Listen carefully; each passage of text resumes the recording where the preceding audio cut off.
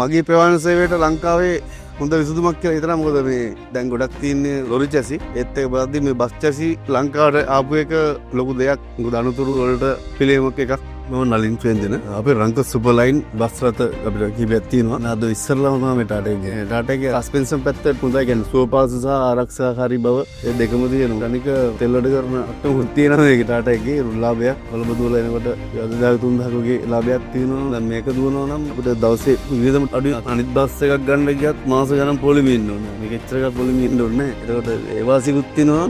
අලුත් බස් එකක් බය නැතුව අවුරුදු 3ක් දුවන්න පුළුවන්. වොරන්ටි තියෙනවා. ඒක බලන්න ඇවිල්ලා සතියකින් විතර මම හිතන්නේ වැඩ ටික ඔක්කොම වුණා. එනක අර එන්ජින් එක සෙන්සර් එකක් ගියර් 7. එතකොට අපිට ඕන ටෝක් එක හොඳට තියෙනවා. හිකප් කරලා යන්න පුළුවන් ස්පීඩ් එකේ. පහසුකම් පැත්ත හොඳ ආරක්ෂාකාරී පැත්තත් හොඳයි. සීට් බෙල්ට් තියෙනවා හැම එකකටම. ඊට පස්සේ පිටිපස්සේ එයා සස්පෙන්ෂන් හතරක් තියෙනවා. එතකොට බෙන්ඩ් එකක් ගත්තත් මගින්ට පහසුයි. මොකද විසි වෙන්නේ පැද්දෙන්නේ යන ගැටි අඩුයි. මම හිතනවා ලංකාව ඉස්සරහට මේක මාකටින් වෙයි කියලා ටාටා එක.